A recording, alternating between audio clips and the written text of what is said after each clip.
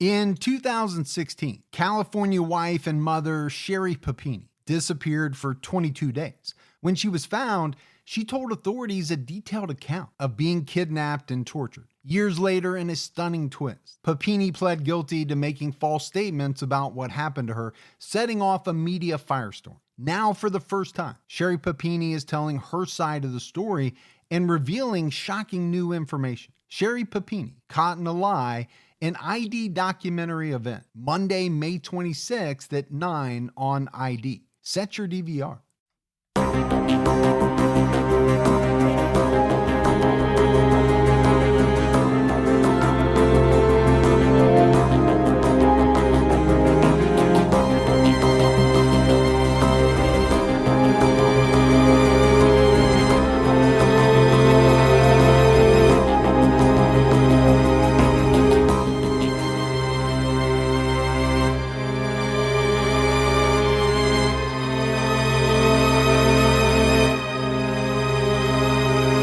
Hello, everyone, and welcome to episode 218 of the True Crime All the Time podcast. I'm Mike Ferguson, and with me, as always, is my partner in true crime, Mike Gibson. Gibby, what's up, man? Hey, man, how you doing? I'm doing really well. Good. You and I just had some beef brisket that was off the charts. Man.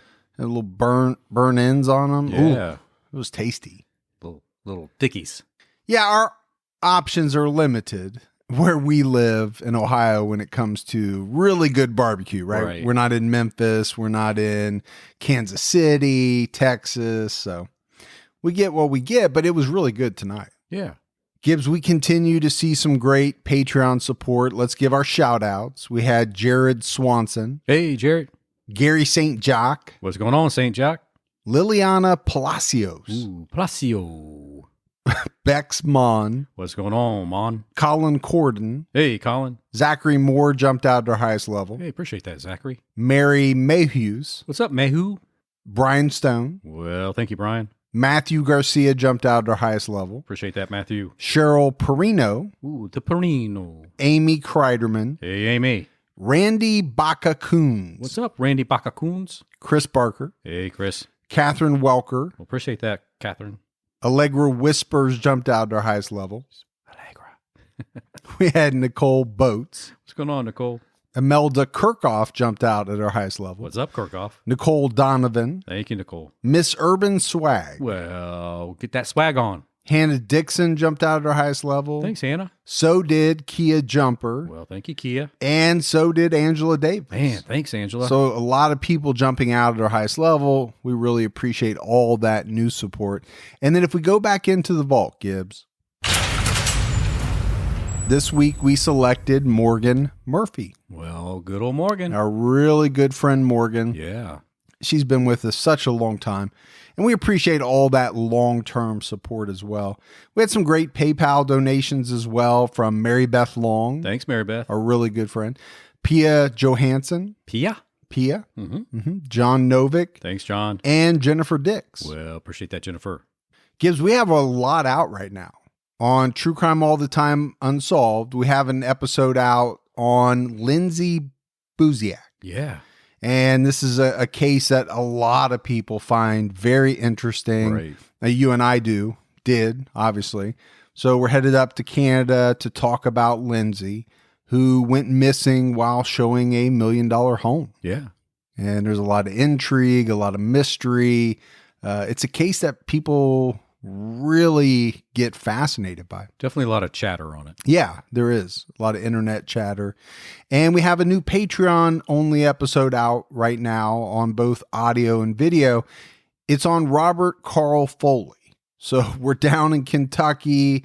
We're into some illegal drugs, some moonshining, and some killing.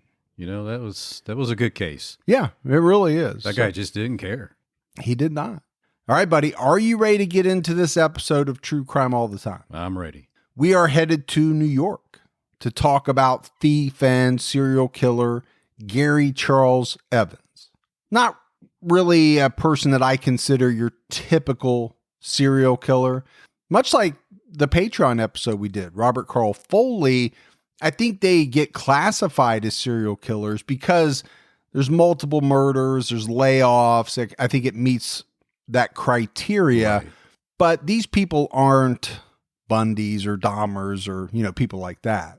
This is a guy who, man, I'm telling you what, was verbally, psychologically, physically, and sexually abused as a child. He started stealing at an early age and really just kept on his entire life.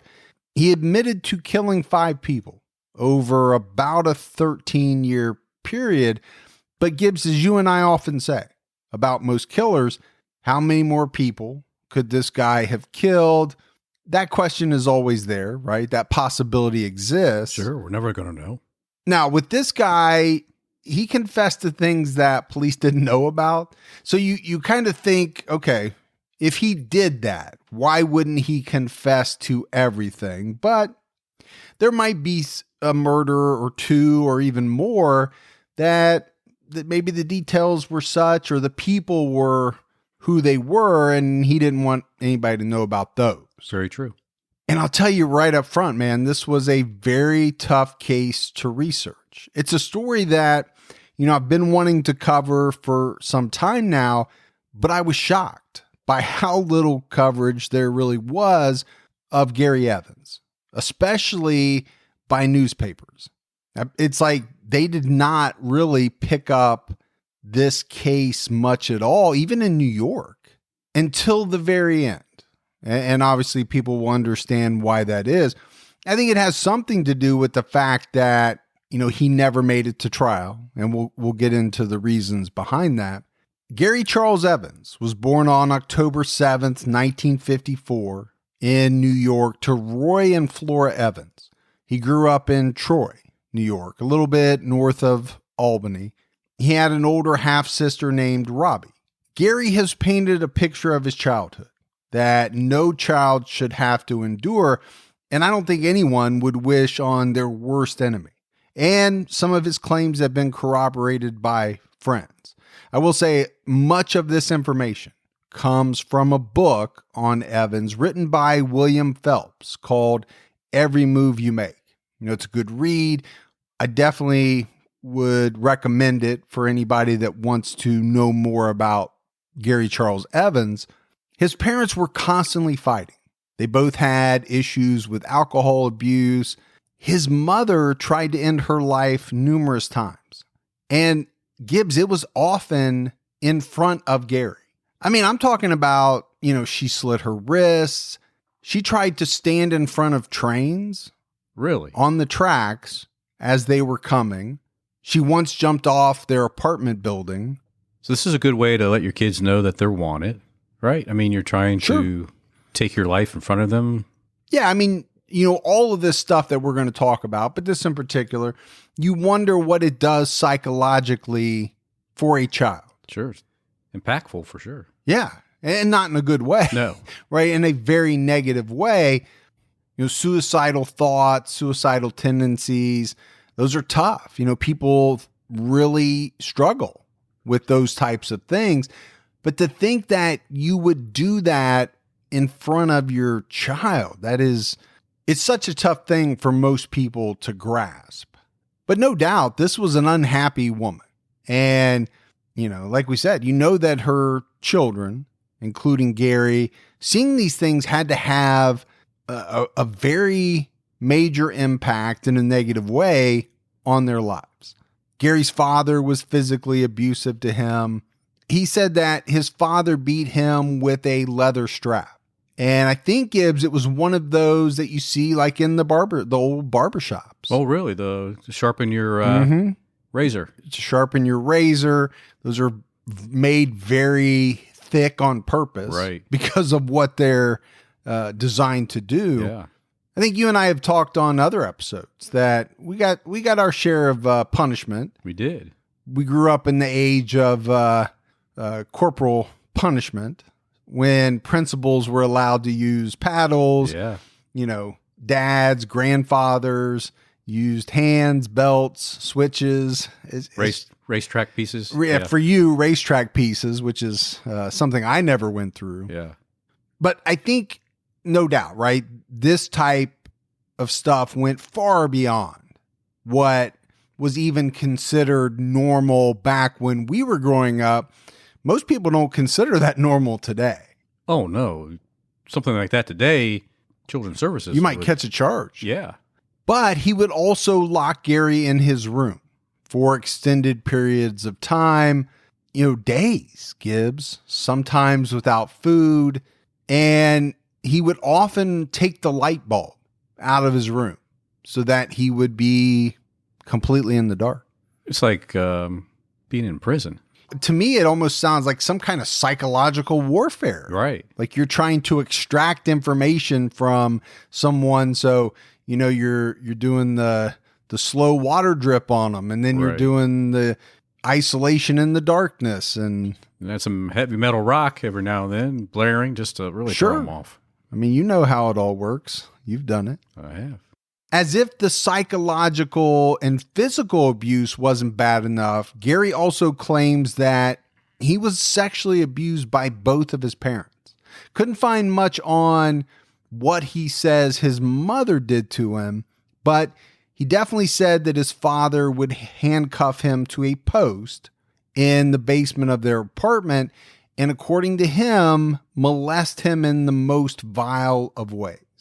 So we're not in Father of the Year territory. We're close.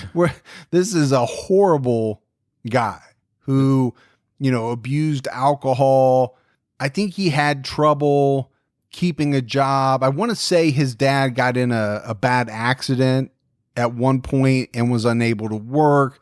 There was some things in the reading about, how that might have exacerbated his temper, anger issues. Yeah, unfortunately, these are kids that should have been yanked out of that house a long time ago. Yeah, you would have liked it to happen that way. Right. And, we'll probably talk about it maybe at the end of the episode after we find out exactly what Gary did and how his life unfolded. Okay, what did all this stuff, what role did it play in his future behavior? It'd be a tough environment to grow up in, for sure. Yeah, without a doubt. I think because of the sexual abuse, especially the handcuffing part, Gary Evans had a fear of being handcuffed. So much so that he kept handcuff keys on him all the time. As do I. As do you, but for different reasons. Exactly. Obviously his most likely stemmed from his experiences of sexual abuse as a child while being handcuffed. I'm sure it was a trigger for him. I think anytime anyone suffers some type of trauma or abuse like that, you're going to have a number of triggers with things that happened that corresponded with that type of trauma or abuse. Gary did have a history of animal torture, setting cats on fire. And Gibbs, it's so horrible, but we've seen it so many times in these killers' lives and their upbringings, tying animals together, setting them on fire. Obviously we know it's a very bad sign. It's documented. And you think it's because they endure so much torture themselves that they want to push that onto somebody else or something else? Yeah, I mean, I think it's something like that. Yeah.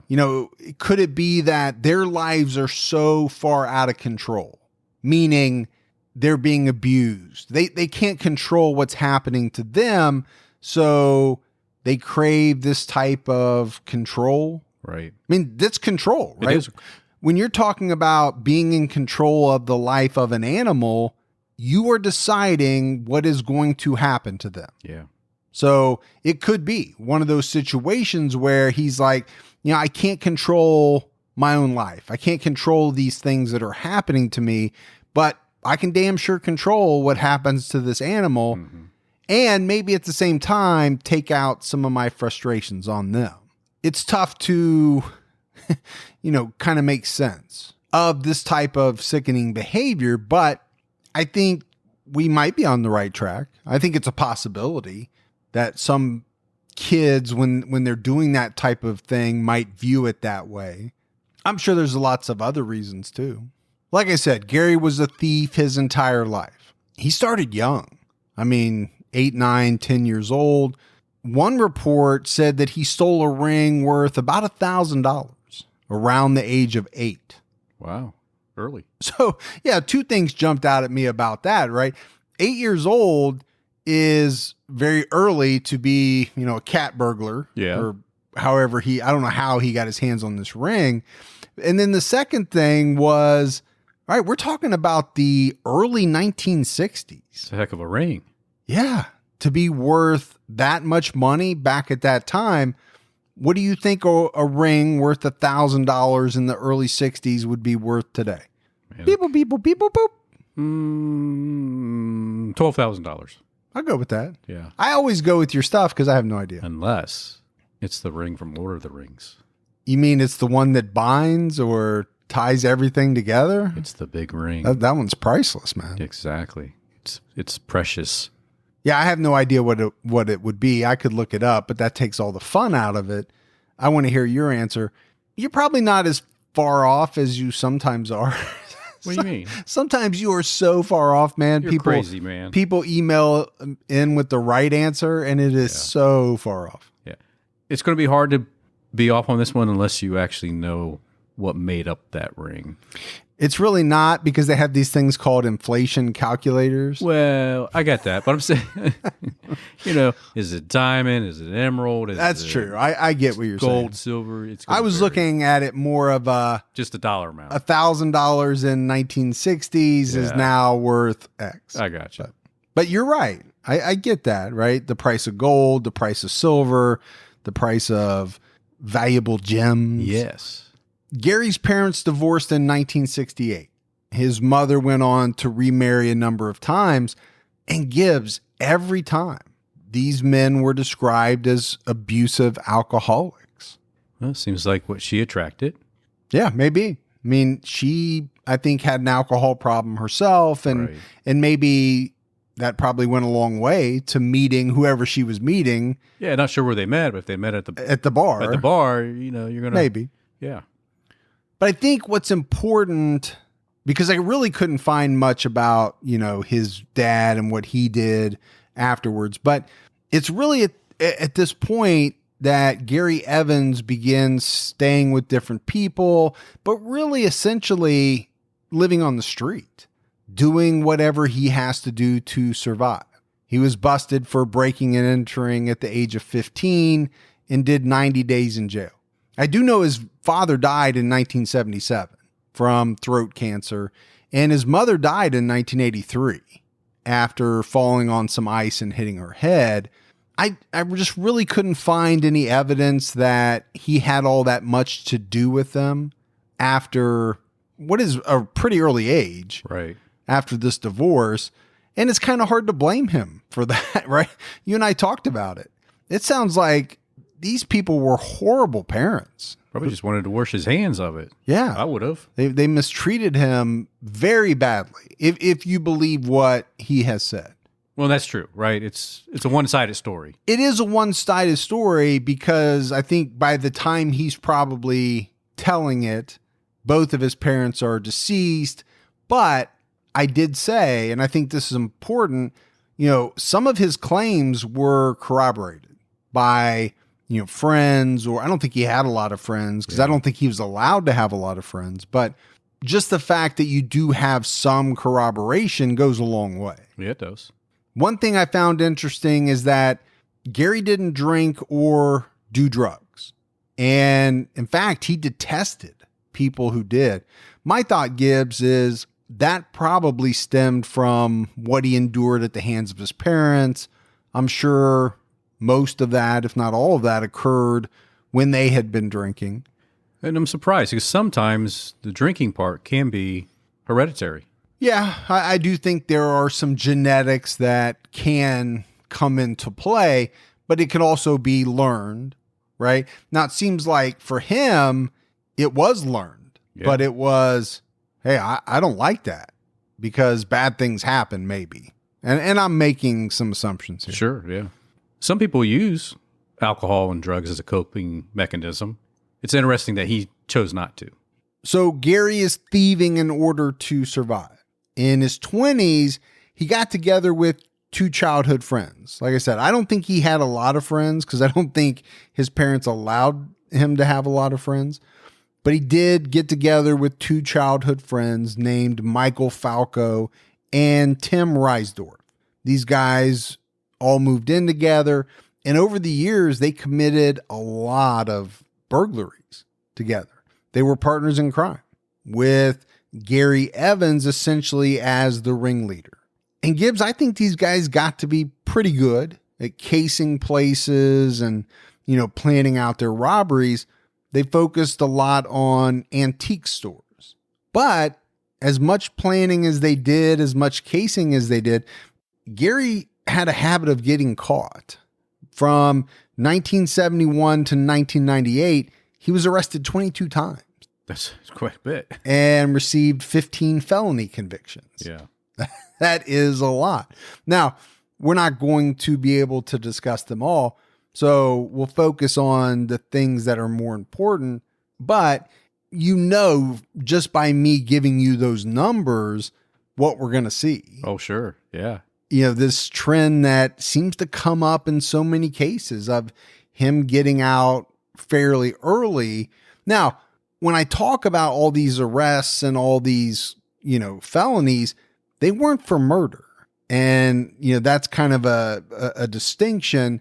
He was not known as a murderer until the very end. He was known as a thief. Just a bad individual, but not a murderer. Yeah. Interesting that they chose to rob antique stores. The way that I understood it was they kind of focused on those in the beginning. Yeah. Now, you say it's odd. Why do you think it's odd? I mean, you had to have some type of knowledge to know what you're grabbing that would be valuable enough to sell basically on the black market. To a fence or, yeah. Well, I think that's where the casing comes in. Right. Right. You're going to have to walk through that store. You're going to have to know that they've got some valuable merchandise. This is not like a flea market type of antique situation here. I mean, I know you more into antiques than I, right? You got your antique tea sets and things like that you like to dabble in. But, oh, yeah, because I drink so much tea. You just like those fancy tea sets. But I do think that's where the casing comes in, right? If you're going to be a good thief and you're going to decide on places to hit, well, you better pick something that has some value to it. Some rare items for sure. Now, later on, we'll see they get into jewelry stores and some other things where, okay, if you're going to hit a jewelry store, chances are there's valuable stuff there because, jewelry stores tend to have that.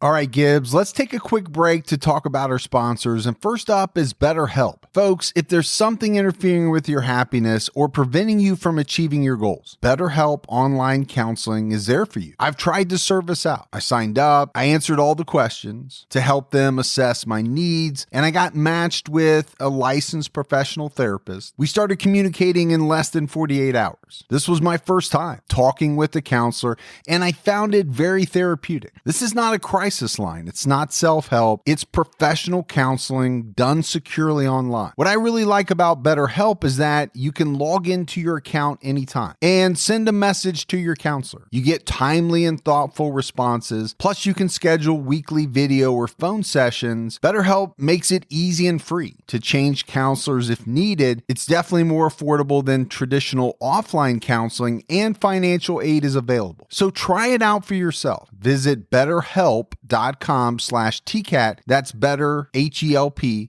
and join the over 1 million people who have taken charge of their mental health with the help of an experienced professional. They have a special offer for True Crime All the Time listeners. Get 10% off your first month at betterhelp.com/TCAT, TCATT. Hola, TCAT aficionados. Hey, in case you don't speak Spanish, that means hello, TCAT fans. And I just learned it from Babbel. It's the #1 selling language learning app. I took Spanish in high school, but for years, I've always wanted to expand on that knowledge base, become fluent, and that's why I picked Babbel. Babbel's 15-minute lessons make it the perfect way to learn a language on the go. Unlike the classes you took in high school, Babbel designs their courses with practical, real real-world conversations in mind. They don't use AI for their lesson plans. Babbel lessons were created by over 100 language experts. With Babbel, you can choose from 14 different languages, including Spanish, French, Italian, and German. Gibby wanted to pick English, but they didn't have it. They also didn't offer a course on accents. But he's going to try a new language and see how it goes. Plus, Babbel's speech recognition technology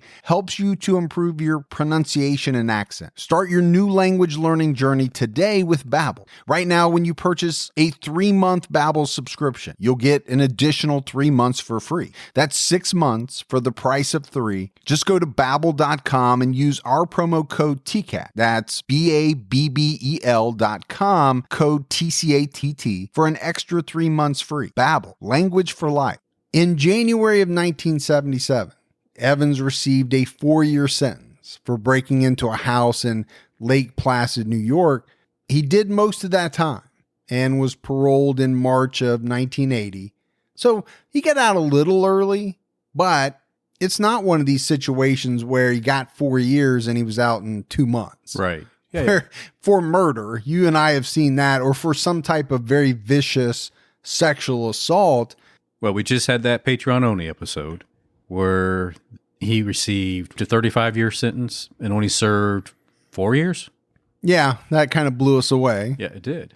A little bit. But I think you and I are often confused about some of these 1970s, 80s type sentencings. Right. You get 4, you do 3 for burglary. Okay, I'm not going to put a stink. Exactly. About that. But here's the thing about Gary Evans. It didn't matter if he was on parole or not. He always went back to the one thing he knew how to do, and that was robbing. He was caught in possession of stolen goods very soon after he was paroled and put back behind bars. But the other thing about Gary Evans is that he was always plotting. Authorities have said that he was caught a number of times over the years plotting out escapes. In June, not long after they sent him back, he escaped from Rensselaer County Jail. Now, he wasn't gone long, right? Police cornered him at the Troy Public Library several hours later. Eventually, he ended up out on the ledge of this library. And Gibbs, there are some really good pictures from different papers about this incident. You can see Evans wearing what appears to be something like sweatpants. Oh, he takes after your attire. Sure. Yeah. Yeah. With no shirt. Also, very much the way that I like to go. Unfortunately for everyone. And he's out on this ledge, right? And I haven't talked about Gary's physical description yet. As an adult, he was a little bit on the short side at 5'6", but he was a big guy. And, he got progressively bigger over the years through his many stints in jail and prison. He was good with the prison workouts. He must have worked out a lot because, he seemed to have very little body fat. He had a lot of muscle. So police officers are out on this ledge with him, right? They're positioned on either side of him. And I'm sure there's a whole bunch more back inside the library. At a certain point, a bunch of looky-loos came. Because you're going to have that. You got a guy on a ledge. Oh, you want to be there and see that. If I was walking by, or hell, if I was driving by, I'd pull over to watch that. You'd be the one chanting, jump, jump, to see what was about to unfold. So you have all these people standing down on the ground watching this thing play out. Right. At one point, a police officer handed him a cigarette as they were trying to get him to come down. And I think eventually they just rushed him, grabbed him, and they were able to get him back in custody. He received additional time for the escape. He spent some of that time at Clinton Correctional Center in Dannemora, and some of that time at Attica. Attica. It's kind of hard not to say Attica without the chant. You got to do that. You almost have to do it. Those are two pretty famous prisons, right? The one at Dannemora and Attica. He was released from Attica in 1982, but right away went back to thieving. And again, he was caught, spent the next 2 years locked up. So he got out again in 1984, and he got the band back together. And for somebody like him, when you spend so much time in prison, you don't really fear going back to prison. I don't think they do. On top of that, they can come out of prison instead of trying to fight for some type of job they really don't want to do. They can steal, and it's gratifying to them right away because they're getting paid quicker, right? They can go steal something, take it to their fence, get some cash, and they're doing what they want. Yeah, I think you're right. The other way that I kind of look at it is, here was a guy that was essentially on his own from a pretty early age. Yeah. Had to scrap, find places to live, food to eat. So, all right, is he that worried about the risk of getting caught? Now, I'm sure he doesn't want to lose his freedom, but he's also got a roof over his head. He's got a bunk. He gets 3 meals a day. Free gym membership. So I think you have to look at it from that standpoint as well. For a guy like Gary Evans, the rewards far outweighed the risks, in my opinion. For guys like you and I don't want to sit 1 second in a jail cell. And I sure as hell don't want to go to prison. Yeah, you don't even want to leave your house. I don't even want to leave my house. You're absolutely right. So I'm not going to do anything that is going to jeopardize my freedom. But I think about some of these people that you and I talk about. I'm not sure their lives are where they would like them to be. And so their risk reward ratio is a little bit different than most of ours. So he's back living with Falco and Reisdorf, and the three of them were stealing whatever they could. They pulled off some pretty big jobs. When I say big, I mean like, $12,000, $15,000 a pop, which to them I'm sure was, a lot of money. Well, especially at that time. Even split 3 ways.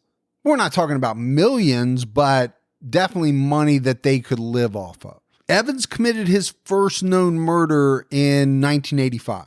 It was shortly after he and Michael Falco had completed a job together.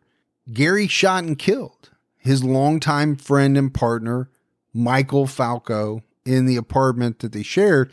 He used a .22 caliber gun with a homemade silencer. He then got Tim Reisdorf to help him dispose of the body.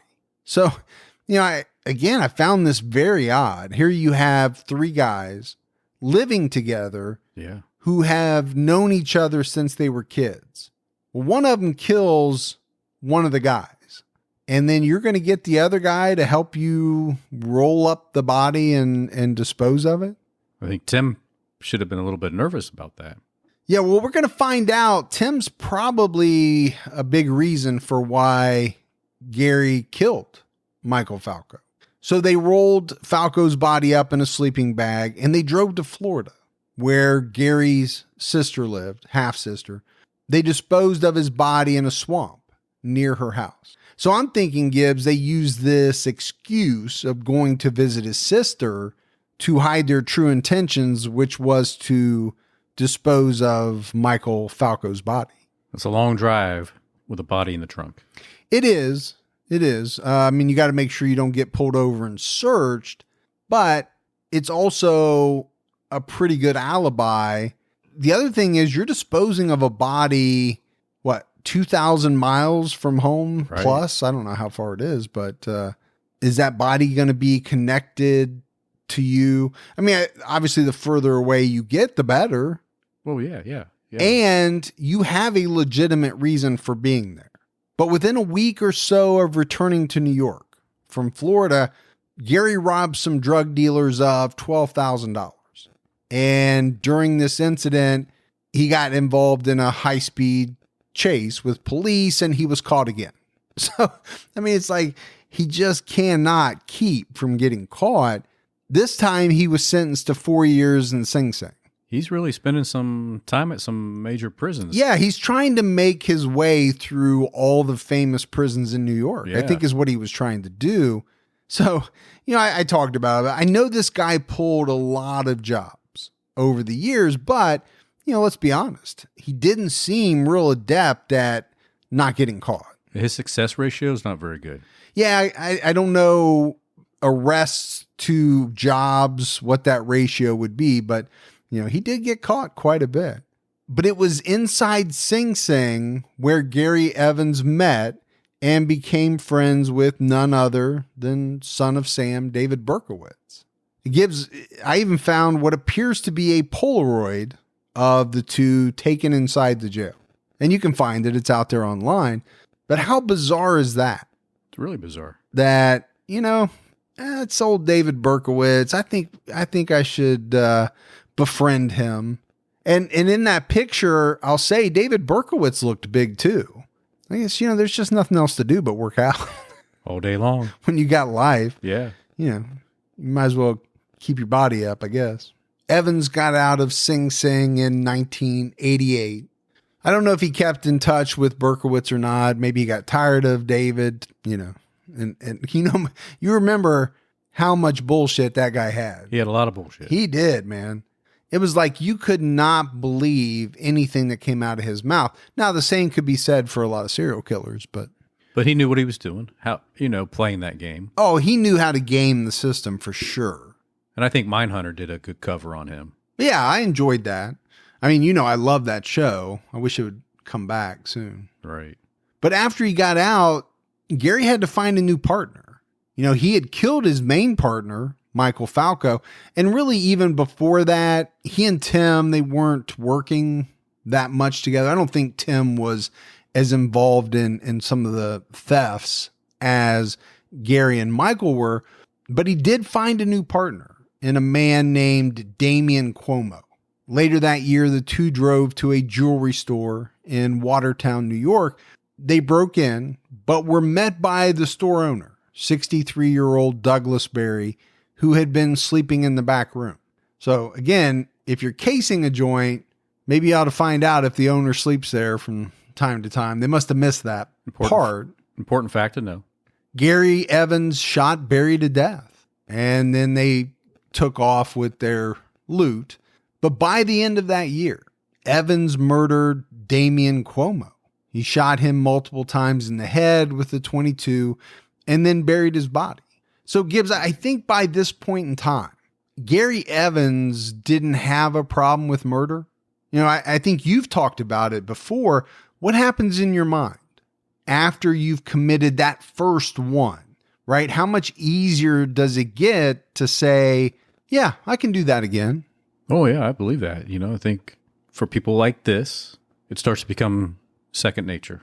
Well, I don't have an experience with it, but I can't imagine that the second one is as tough as the first. And then, as you go down the line, it just has to get easier and easier, as strange as that is to say about taking someone's life. At the time Cuomo was killed, he was living with his girlfriend and the daughter they had together. Incredibly, Gary Evans convinced them both that Damian had abandoned them. And then he essentially just stepped into his role. It was like he was playing house with his murder victim's family. And I think this went on for a couple of years. I'm not exactly sure how long, but I do know he was relatively quiet for about a year. I'm sure he stole something from someone, but he didn't commit his next murder until October of 1991. Evans had set his sights on another jewelry store, this one owned by 36-year-old Gregory Jobin. He staked out this jewelry store for weeks. Then he walked in, he pretended like he was looking at a piece of jewelry, then he shot the owner in the head multiple times. Now, there were some reports, Gibbs, that he got away with as much as $60,000 from, this robbery. And that's a good chunk of change. But man, he is just not even giving it a thought now to pulling that gun and shooting. Yeah.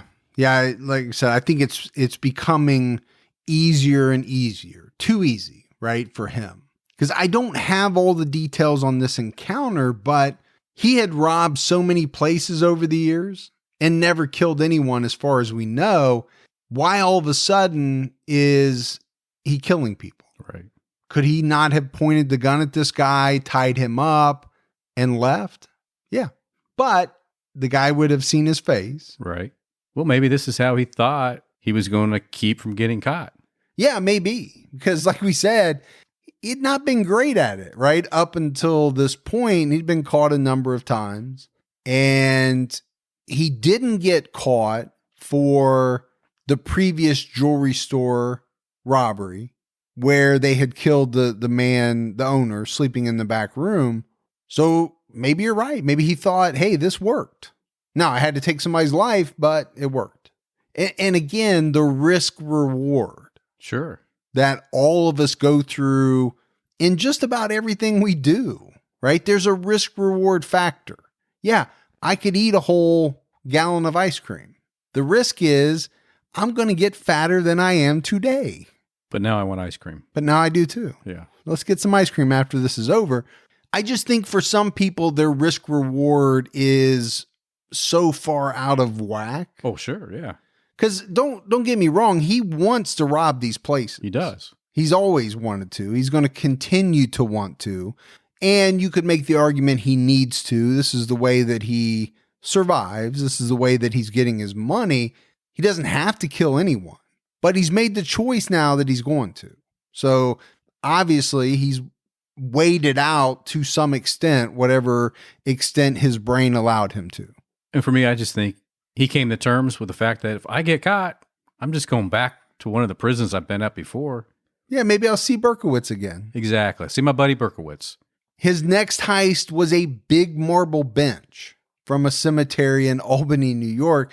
And when I say big, Gibbs, this thing weighed 1,000 pounds. So, like, he had to get a crane or something.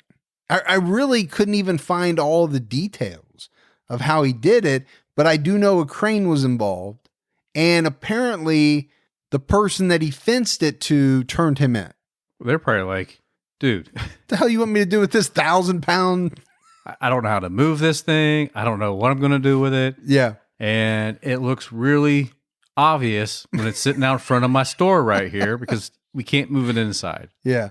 I mean, it's, if you steal a diamond, okay, Right. Pretty small. I can conceal that Yeah. pretty easily. Yep. 1,000-pound marble bench. It's nice. I'm sure it's worth a bunch of money. Yeah. But what the hell do I do with it? Very unique buyer. Yeah. You got to find a very unique buyer. Now, one thing I haven't talked about is Evans being an informant. Gibbs, he had been in jail, prison so many times that, eventually I think the authorities started using him over the years to get information. Maybe this is one of the reasons why he seemingly got out so quickly on some of his sentences. And we know that happens. We do know that happens. Even though he had a record a mile long, it seemed as though he was getting out pretty quickly, like that record wasn't stacking up against him. We just talked about that on the Patreon episode where the guy got out of prison early because he was an informant for the FBI. Yeah, and in that case, the argument was made, hey, if the FBI doesn't step in and get this guy out, he's not out to commit the murders. Exactly. And one of the victims' family even sued the FBI. I've said it before, you are making a deal with someone who obviously has done some very bad things and most likely will go on to do bad things in the future. You know who you're getting in bed with when you do these things. The problem is those are the types of individuals that get the information because they're able to get next to the person, let's say who has it or who you're trying to get it from. So when he was locked up this time, he did the same thing, right? Gave them some good information on a murder suspect who was in there with him, and they let him out in February 1994. But the other thing I think to keep in mind with Evans is, authorities have no idea at this point in time, this guy's a killer. They just think, he's a low-level thief. Yeah. So, a little different. Sure it is. If they had known that he'd killed a number of people already, it would have gone differently. You would hope. Yeah, I shouldn't say it would have. You're right. I hope it would, but I've been surprised.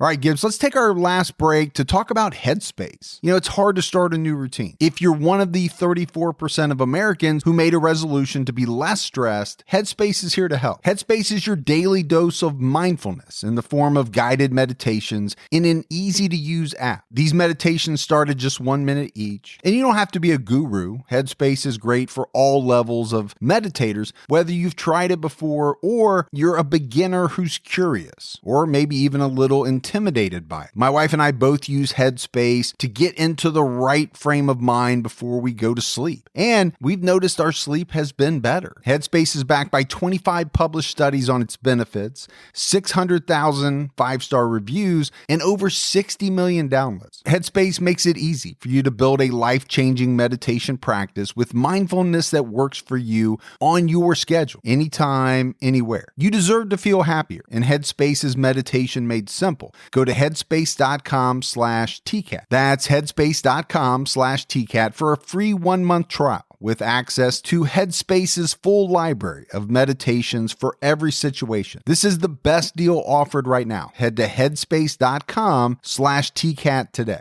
Don't let allergy season slow you down. Get common allergy meds for as little as $15 with GoodRx. So you and your family, pets included, can stop allergy symptoms before they start. GoodRx is free and easy to use. Just search for your prescription on the website or the app, compare prices, and get a free coupon to show your pharmacist. Save at over 70,000 local pharmacies nationwide, including Walmart, Walgreens, CVS, Publix, Kroger, and many more. Check GoodRx before every trip to the pharmacy to save up to 80% on both brand and generic medications. And did you know GoodRx rewards you for saving money too? Join GoodRx Rewards today and earn points every time you use a coupon. Remember, GoodRx is not insurance, but works whether you have insurance or not. And it could be your insurance copay price. I've been using GoodRx for years, and I can't tell you how many times I have saved money even with my insurance. Stop allergies before they start and save big on allergy medications this season with GoodRx. Go to goodrx.com/TCAT. That's goodrx.com/TCATT. Later that year in 1994, Gary broke into a locked case in a library in Woodstock, Vermont.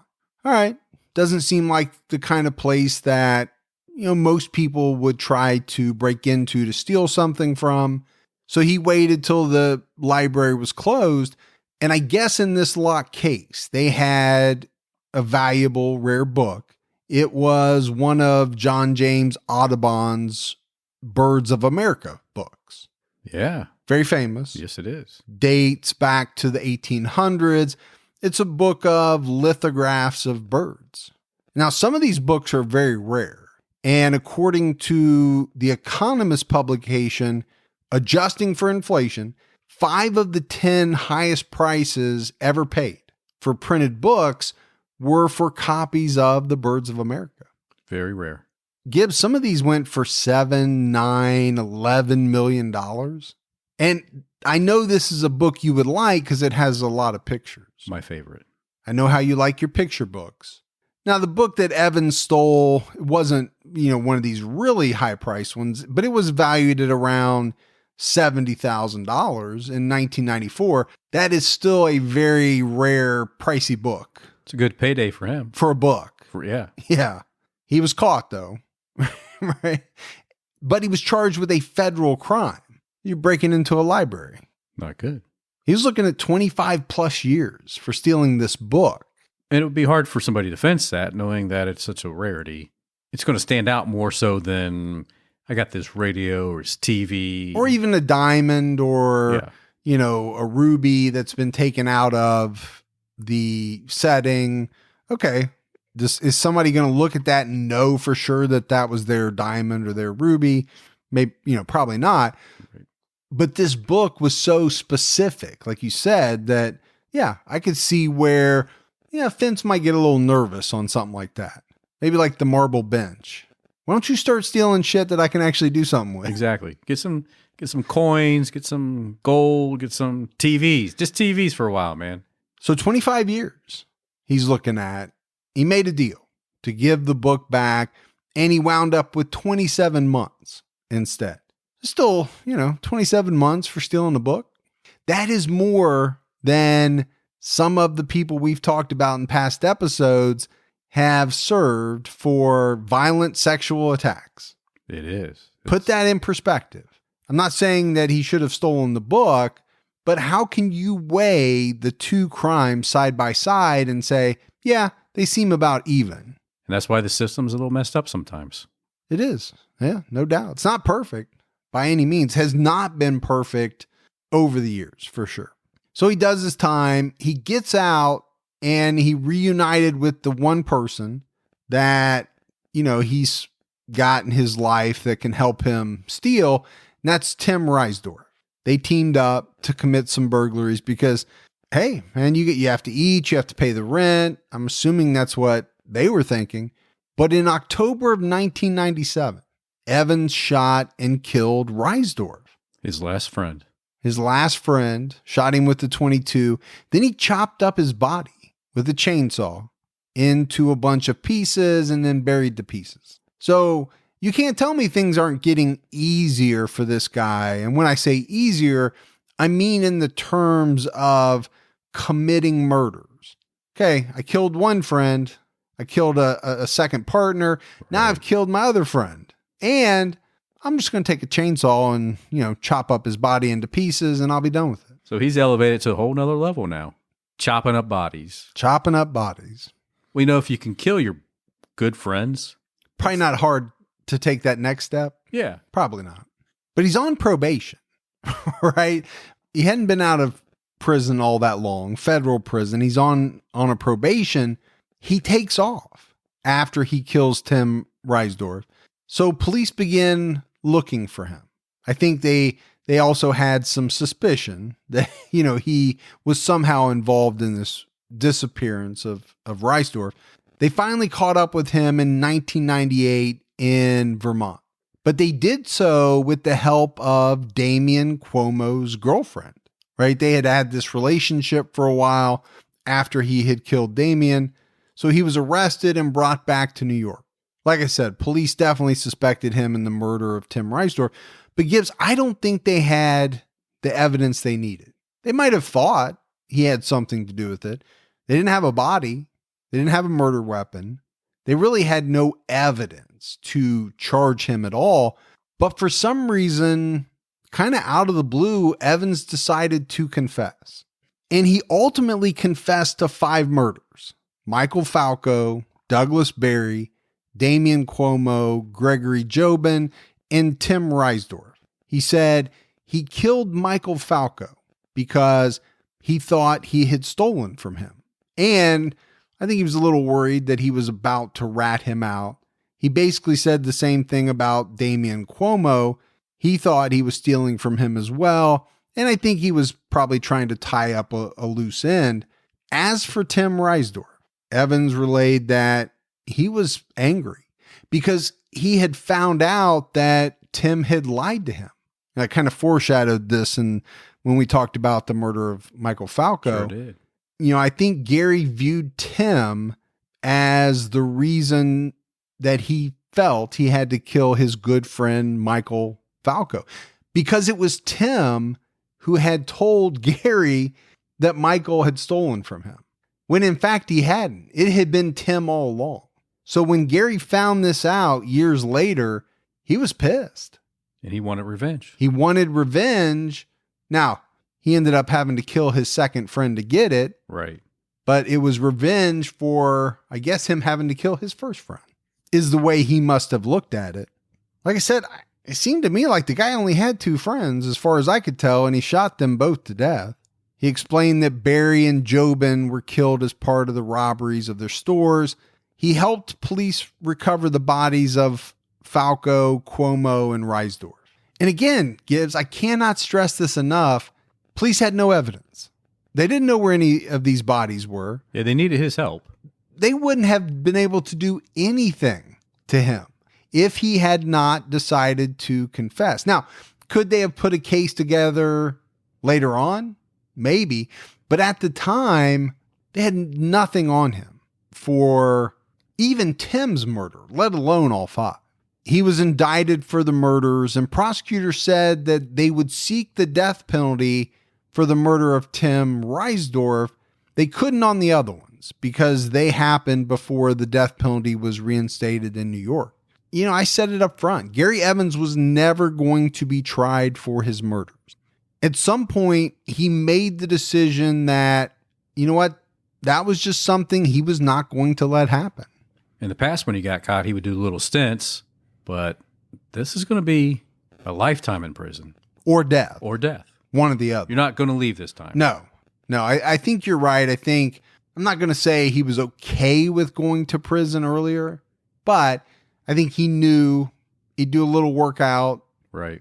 Be out in a couple years, go back to doing what he was doing. This time he knew he wasn't going to get out. No way. One of 2 things was going to happen. Either he would spend the rest of his life in jail or he would be put to death. On August 14th, 1998, Evans appeared in federal court where he was sentenced to 24 months for a probation violation. The probation violation related to that book theft. Now, a lot of people might ask, well, what's that going to mean, right? To a man who's potentially facing the death penalty, but they hadn't convicted him yet. So you could say, well, it probably doesn't mean much, but at least you got him for 2 years. That's true. Regardless of what happens with this trial. You know where he's at. But the key here is that Gary Evans had no plans to spend the rest of his life in prison. He wasn't about to wait on death row until his execution. So as marshals drove him from his court appearance in a van, he made his move. And you got to see pictures of this van, Gibbs. When I think of marshals or, law enforcement transporting this guy that's potentially facing the death penalty, I'm envisioning some armored vehicle in my head for some reason. No, it wasn't that. It was an Astro van, a Chevy Astro van. My parents had one when I was in high school. It's like, hey, Jimmy, we got to get him over to the courthouse. Where's the van? Well, we don't have that today. I'll just pull up let me go grab my Astro. my family's van. Yeah. But I don't know if you remember those. It was essentially all windows. Oh, sure was. I mean, one big window down the side. You've got windows in the back, and obviously you've got windows on the driver's side and passenger door. So as the van crossed the Troy Menands Bridge, Evans kicked out one of the windows, and he just jumped out. It was very secure. Just like that. Just like, how hard is it to kick out a minivan? It's not a minivan, but you know what I mean. Not too hard. I wouldn't call it it wasn't a full-size van. It was kind of an in-between, right? Yeah. I wouldn't call it a full-size. I wouldn't call it a minivan. It was kind of a in-between. In-betweener. We call it in-between van. But, brace yourself up against one of the doors and kick hard. Not going to be too hard. Well, let's also remember he was a pretty strong guy. He was. And we'll put pictures up, on social media. When you see this guy's back, he looked like a frickin' WWE wrestler. Yeah. I mean, he really was like all triceps and what are those ones in the back? I don't have any. Trapezoids? Traps, yeah. Lats, I don't know. Lats? I don't have any of lats, those. yeah. So I don't know what they're all called. Well, he was probably like V-shape. He was. Where you're more like a TP shape. I'm inverted. Yeah. I'm inverted from the way he was. Yeah. Thanks for kicking me while I was down. Yeah. You're welcome. But he was a big dude, and he just got bigger and bigger over the years when you look at pictures of him, because he must have just worked out nonstop in prison. So after he kicked out this window, he hobbled over to the side of the bridge because he was handcuffed and he was shackled, right, around his ankles. So he's kind of like, he's got to duck walk it. The marshals chased after him, and he just went over the side. Did the swan dive? I don't know if he dove or just jumped. Yeah, he did manage to get one of his hands out of the handcuffs. And this goes back to his fear of being in handcuffs. Sure. I'll talk about in a minute. Remember, I said he always had a handcuff key on him. Well, apparently that extended to being in custody as well. Because he got one of his handcuffs off, and he just jumped over. But he landed about 65 feet below in what was said to have been about a foot of water from the Hudson River. Right. You're not going to survive that. No. And he didn't. He died. You would have to have some knowledge about that bridge, that area, when you pre-plan doing something like that. Well, this was his territory, right? This is where he had lived. This is where he'd grown up. Yeah. He had probably crossed that bridge who knows how many times. He was very aware of and had a good understanding of where he was at and what this bridge was like. There's been a lot of speculation over the years about whether he was jumping to try to escape or this was a suicide. But, notes found later seem to put really any of that doubt to rest.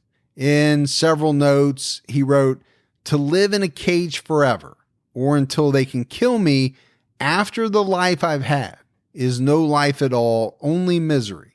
I'd like it known why I can't allow myself to be imprisoned. Because of all the things taken from me, all the nevers, the things I'll never experience again, all the magic moments with the girl I love. I'm in a better place now. I win." Kind of interesting how he left out all the bad stuff he did while he was out, though. Oh, yeah, he's not going to bring that up. He's just telling you and anybody else that wants to know that I'm in control. I'm making this decision. Yeah. It's not you. You're not going to be able to keep me on death row. Yep. This is the way that I'm choosing to do it. So again, you can go back to the I'm out of control. I'm out of control. Well, now I'm taking control. Yep. Maybe was his thinking. On top of the fact that I just don't think he was willing to sit in prison for the rest of his life or to be executed. He wanted to control his own fate, and that's what he did. I think so. I do. There are other things that investigators have pointed out that prove to them this was a suicide. I've talked about the handcuff keys. And, apparently he had one stuffed up his nasal cavity. You can see x-rays of it online. It couldn't have been too comfortable. So he had this key the day he escaped, but investigators said that he only used it to free that one handcuff. It would have also unlocked the shackles, but he never took them off. Which would lead to the fact that it was a suicide. I think that's the way investigators look at it based on that, based on the notes. I think definitely the notes really kind of lead you to believe that he was planning to do this. He knew he was going to this court appearance. He wrote these notes ahead of time. So now I don't know how he knew he was going to be in an Astro van, but maybe he had been shuffled around so much he figured, hey, there's no security. I'll be able to get out of whatever they take me in. Right. They also found a razor blade taped to his ankle. So I think you have to ask the question, Gibbs, what were the security protocols going on at this point in time? It's a little concerning. Yeah, we're riding around in an Astro van. Yeah. This guy's got a razor blade and a handcuff key. On his person. Yeah, we have him handcuffed and shackled, but hell, what good is that when the person has the key? Can we not get a wand? Can we not put him through a metal detector or something? And who knows what he had up a keister. I didn't see anything in the autopsy or, online about him keistering anything, but I know that's a big thing in prison.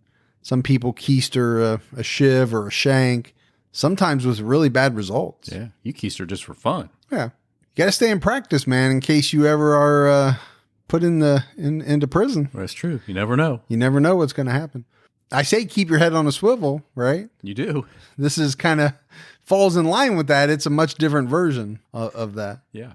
So I think as we wrap up this case on Gary Charles Evans, no doubt, Gibbs, that he had a horrible childhood. Was all of it true?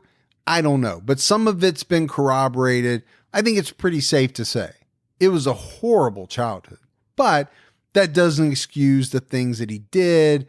Doesn't mean that you can just go out and murder people or anything like that. But I think for me, it's hard not to think that, okay, what would have happened if he would have grown up in a better environment? Would he not have most likely been a more responsible citizen? And that's a good debate. It is. I think it's a question you can ask. It's a debate you can have. I said it in the beginning. I don't view this guy the same way that I do a Dahmer, a Bundy, or a Gacy.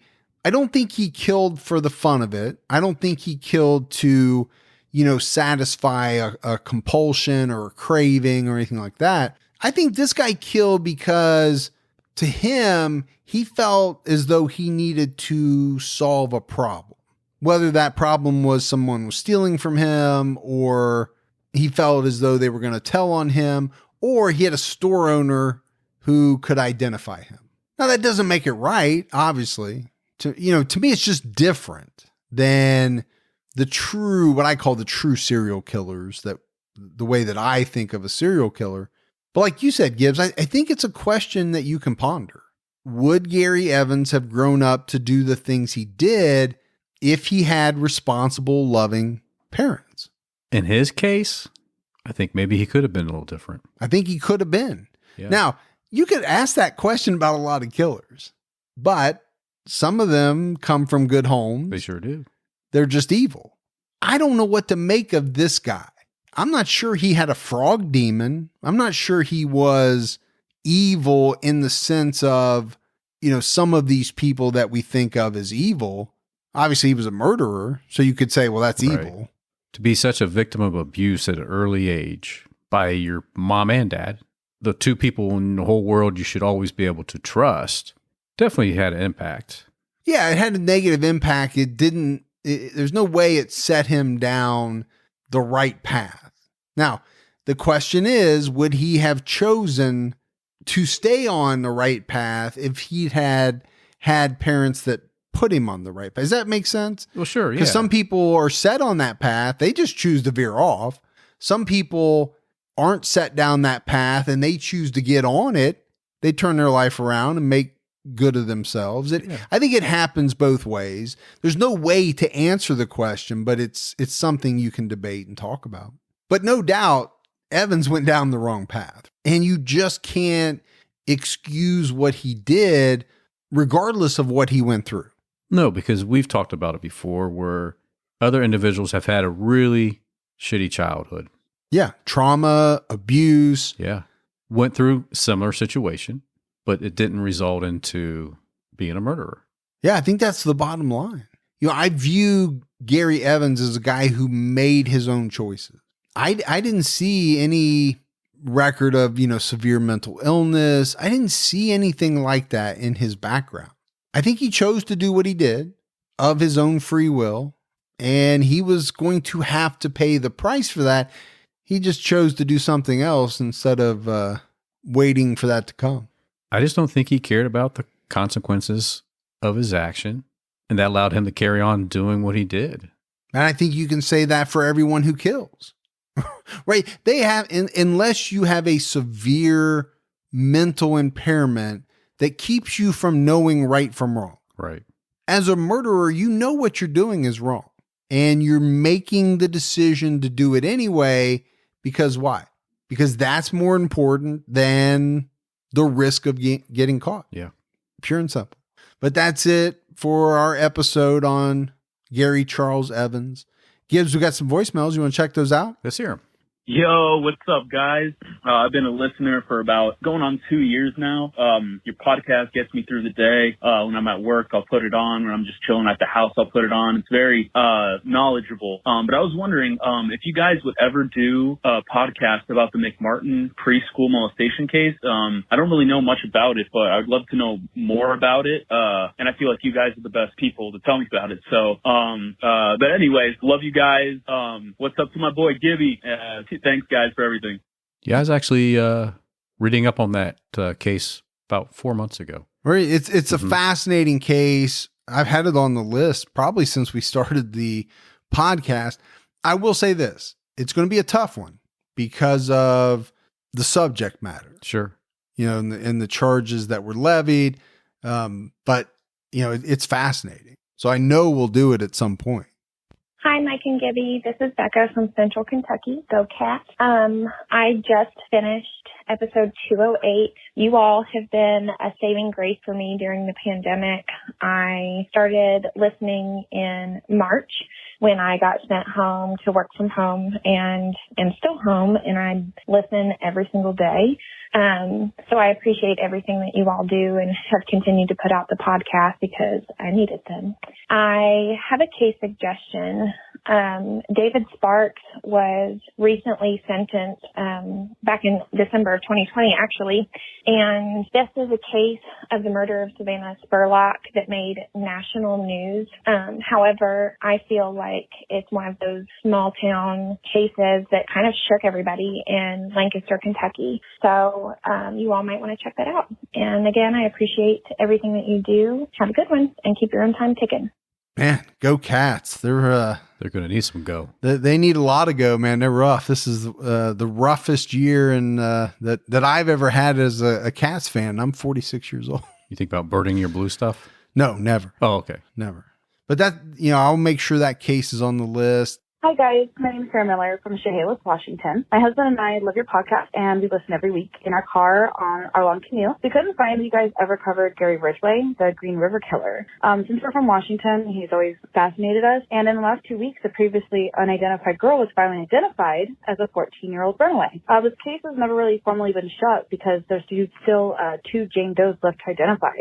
But we would really love to hear you guys cover it. Thank you, and thank you for everything you guys do. Big case. It is a big case. Huge case. Morph and I covered it on criminology.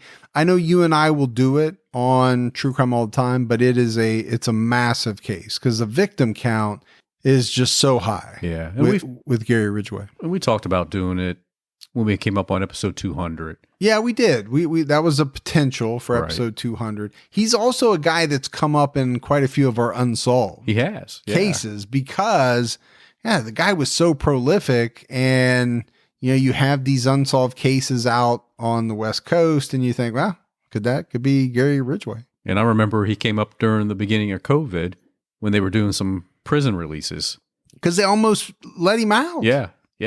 Mistakenly let him out, that would have been. It was bizarre. I don't know how that would have happened. We had some mailbag Gibbs. Marge and Molly McCoyne sent in a Harley chip. Well, thank you. And our friend Lisa sent us in our yearly Storybrooke stable calendar.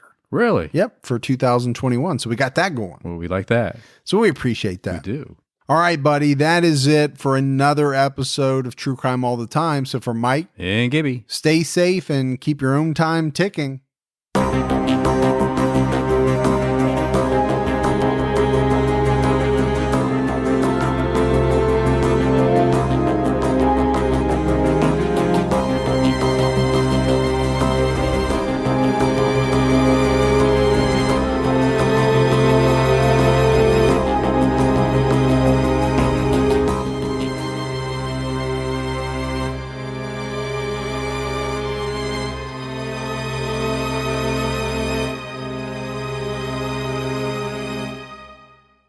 At the turn of the 20th century, rapid industrialization, urbanization, and political corruption were ravaging America. But soon, President Theodore Roosevelt and a diverse group of reformers known as progressives would fight back. Hi, I'm Lindsey Graham, the host of Wondery's podcast, American History Tellers. We take you to the events, times, and people that shaped America and Americans, our values, our struggles, and our dreams. In our latest series, we explore the Progressive Era, which came to be defined by Teddy Roosevelt and others who believed in a strong, active government that worked on behalf of all Americans rather than the privileged few. As the United States entered the 20th century, these progressives hoped to steer the nation in a bold new direction, to launch an era of reform to restore power to the people. Follow American History Tellers on the Wondery app or wherever you get your podcasts. Experience all episodes ad-free and be the first to binge the newest season only on Wondery Plus. Join Wondery Plus in the Wondery app, Apple Podcasts, or Spotify. Start your free trial today.